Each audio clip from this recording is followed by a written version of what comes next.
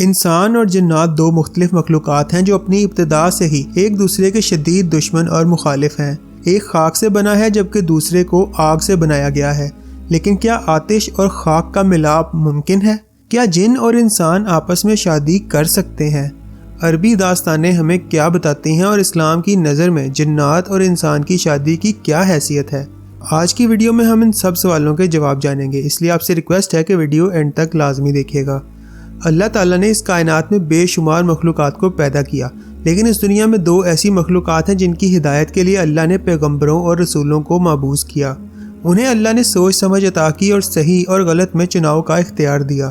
اللہ کی یہ دو مخلوقات انسان اور جنات ہیں۔ جنات کی دنیا غیب اور پراسراریت میں چھپی ہوئی ہے جو کہ انسانوں کی نظر سے پوشیدہ ہے۔ اس زمین پر جنات کی تاریخ انسان سے بھی پرانی ہے۔ حضرت آدم علیہ السلام کی پیدائش سے کئی ہزاروں سال پہلے سے ہی جنات اس زمین پر بڑے بڑے قبیلوں اور آبادی کی شکل میں رہتے تھے۔ لیکن جب اللہ تعالیٰ نے دنیا میں انسانوں کو آباد کرنے کا فیصلہ کیا تو فرشتوں کے ذریعے جنات کو مختلف جزیروں اور ویران پہاڑی علاقوں میں قید کر دیا۔ قوم جنات میں بھی انسانوں کی طرح ہی مرد اور عورت ہوتے ہیں اور یہ آپس میں شادی کر کے اپنی نسل کو آگے بڑھاتے ہیں۔ جنات انسانوں کی طرح ہی آپس میں عشق، محبت، زناکاری، فحاشی، ہر نیک اور بد عمل کرنے کی صلاحیت رکھتے ہیں۔ قرآن کریم میں واضح طور پر یہ بیان ہوتا ہے کہ شیطان نے جب آدم علیہ السلام کو سجدہ کرنے سے انکار کیا تو وہ جنات میں سے تھا۔ اس کے بارے میں اللہ تعالیٰ قرآن پاک میں فرماتے ہیں کہ اس نے اپنے پروردگار کی نافرمانی کی۔ کیا پھر بھی تم مجھے چھوڑ کر اس کو اور اس کی اولاد کو اپنا دوست بناتے ہو، حالانکہ وہ تم سب کا دشمن ہے؟ ایسے ظالموں کا کیا ہی برا بدلہ ہے۔ ان قرآنی آیات میں جہاں پر جنات کی اولاد کا ذکر موجود ہے تو اس کے ساتھ ساتھ یہ بات بھی واضح ہو جاتی ہے کہ ان کی اولاد ہوتی ہے، لیکن یہ اولاد کیسے ہوتی ہے؟ اس بات کا کیا ثبوت ہے کہ یہ اولاد کسی مؤنث یعنی جننی سے ہوتی ہے؟ اللہ کے رسول صلی اللہ علیہ وآلہ وسلم نے بیت الخلاء کے اندر داخل ہونے کی یہ دعا سکھائی جس کا ترجمہ ہے: اے اللہ، میں تجھ سے جن اور اس کی مؤنث یعنی جنیوں سے پناہ مانگتا ہوں۔ ناظرین، یہ دعا بھی جنات کے جوڑوں کو کنفرم کرتی ہے۔ ان کی اولاد کی عمریں کئی سو سال تک لمبی ہوتی ہیں۔ جنات کیسے اپنی نسل آگے بڑھاتے ہیں؟ کیا یہ سلسلہ بھی انسانوں کی طرح ہی ہوتا ہے؟ اس کے بارے میں کوئی بھی مستند حوالہ موجود نہیں، صرف قصے کہانیاں موجود ہیں جس کی سچائی کے بارے میں کچھ بھی حتمی طور پر نہیں کہا جا سکتا۔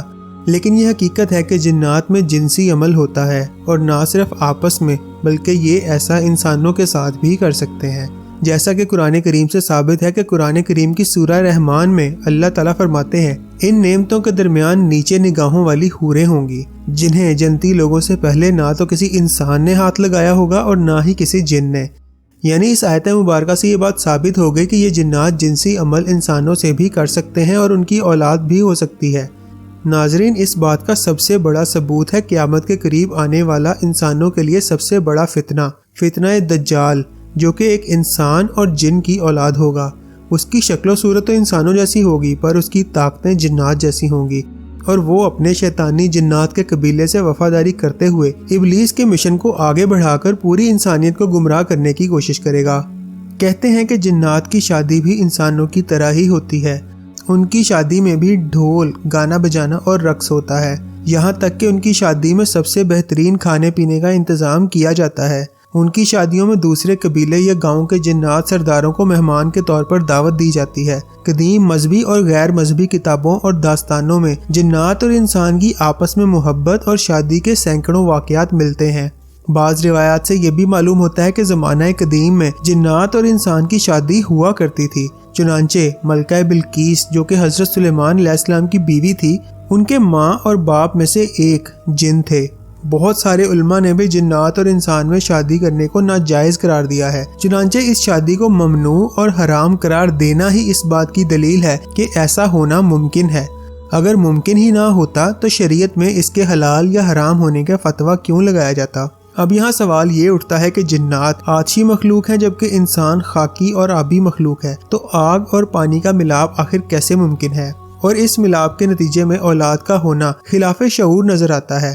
دراصل باوجود اس کے کہ جنات آگ سے پیدا ہوتے ہیں، بعض لوگوں کا خیال ہے کہ جنات اپنے آتشی جسم کی شکل میں نہیں ہوتے، جیسا کہ آدم کی اولاد میں سوائے حضرت آدم علیہ السلام کے پھر دوبارہ کوئی انسان مٹی سے پیدا نہیں کیا گیا، اسی طرح جنات کا پہلا جد امجد اور تمام جنات کا باپ آگ سے پیدا کیا گیا تھا، لیکن پھر اس کی نسلوں میں آگ کا عنصر باقی نہ رہا، بلکہ ان جنات کے بھی ہاتھ پاؤں اور دوسرے اعضاء عام حالت میں ہی بدل گئے۔ جیسا کہ ایک روایت میں حضور پاک صلی اللہ علیہ وآلہ وسلم نے بتایا کہ آپ کو نماز میں شیطان نظر آیا تو آپ نے اس کا گلا گھونٹا، آپ نے اس کی گردن کو اس طرح پکڑ لیا جس کی وجہ سے اس کے منہ سے لعاب دہن گر پڑا۔ حضور نے اپنی خاک میں اس کی زبان سے گرنے والے لعاب کو محسوس کیا جو بہت ہی ٹھنڈا تھا۔ شیطان کا لعاب ہونا اس بات کی دلیل ہے کہ وہ آگ سے دوسری حالت میں تبدیل ہو چکا ہے، ورنہ اس میں ٹھنڈک موجود نہ ہوتی۔ ناظرین، اب سوال یہ اٹھتا ہے کہ کیا جنات میں بھی انسانوں جیسی خصوصیات ہوتی ہیں اور کیا وہ انسانوں سے تعلق بنا سکتے ہیں؟ یہ ایک سوال بہت سارے سوالات کو جنم دیتا ہے اور ہر سوال کا جواب حیران کن اور سوچ میں ڈال دینے والا ہے۔ اس لیے اس ویڈیو کے ساتھ اینڈ تک لازمی جڑے رہیے گا، اور اگر آپ نے چینل سبسکرائب نہیں کیا تو فوراً سبسکرائب کر لیں۔ علامہ سیوطی نے بہت سارے واقعات نقل کیے ہیں جن سے معلوم ہوتا ہے کہ انسان اور جنوں میں شادی ہو سکتی ہے۔ اس طرح امام ابن تیمیہ لکھتے ہیں کہ کبھی کبھی انسان اور جنات آپس میں نکاح کرتے ہیں اور ان کی اولاد بھی ہوتی ہے۔ جنات اور انسانوں میں شادی یا جنسی تعلقات کے واقعات اسلام سے قبل اور ظہور اسلام کے بعد بھی ملتے ہیں۔ لہٰذا ابن عساکر میں ایک روایت موجود ہے جس کے مطابق ایک دن رسول اللہ صلی اللہ علیہ وآلہ وسلم کی محفل میں کاہنوں اور پیشن گوئیاں بتانے والوں کا ذکر چھڑا، اور اس سلسلے میں لوگ اپنے چشمدید واقعات اور حالات بیان کرنے لگے۔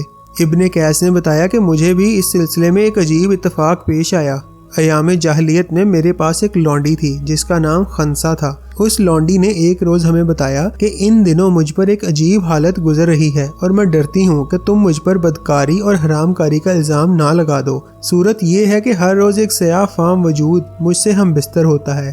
اس کے چند ماہ بعد وہ لونڈی حاملہ ہو گئی، پھر وقت مقررہ پر اس نے ایک بچہ بھی جنا جس کے کان کتے کی طرح تھے اور اس کی شکل عام انسانوں کی طرح نہیں تھی۔ جب وہ کچھ بڑا ہوا تو کاہنوں کی طرح باتیں کرنے لگا اور لوگوں کو آئندہ کے واقعات اور غیب کی خبریں بتانے لگا۔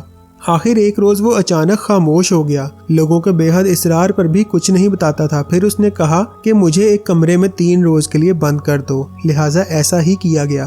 3 روز بعد اسے کمرے سے نکالا گیا تو اس نے ہمیں یہ خبر دی کہ آخری نبی مکہ میں آ چکے ہیں اور میری زبان بند کر دی گئی ہے، اب میں غیب کی کوئی خبر نہیں بتا سکتا۔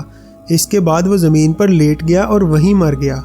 اس واقعے کو مختلف روایتوں میں رد و بدل کے ساتھ نقل کیا گیا ہے، اور بعض روایتوں میں یہ بھی اضافہ موجود ہے کہ نبی صلی اللہ علیہ وآلہ وسلم نے اس واقعے کی تصدیق فرمائی۔ ناظرین، جس طرح جنات اور انسان کا آپس میں شادی کرنا حرام ہے، اسی طرح جنات سے رابطہ کرنا یا انہیں قابو کرنے کی کوشش کرنا بھی حرام ہے۔ لیکن تاریخ انسانی ایسے لوگوں سے بھری پڑی ہے جنہوں نے نہ صرف جنات سے رابطہ کیا بلکہ ان پر قابو بھی پایا۔ انسان جنات پر کس طرح قابو پا سکتے ہیں اور کس طرح انہیں اپنے حکم کے تابع بنا سکتے ہیں، اس سلسلے میں ایک کتاب کو سب سے مستند سمجھا جاتا ہے، اور یہاں تک سمجھا جاتا ہے کہ شاید یہ کتاب خود جنات نے ہی لکھی ہے اور وہی اس کتاب کی حفاظت بھی کرتے ہیں۔ اس کتاب کا نام ہے شمس المعارف، جسے دنیا کی سب سے خطرناک کتاب بھی کہا جاتا ہے۔ اس کتاب کے بارے میں جاننے کے لیے نیکسٹ ویڈیو کو لازمی دیکھیے گا، لیکن اس سے پہلے اگر آپ نے ہمارا چینل سبسکرائب نہیں کیا تو اسے فوراً سبسکرائب کر لیں۔ آپ سے انشاءاللہ دوبارہ ملاقات ہوگی۔ اللہ حافظ۔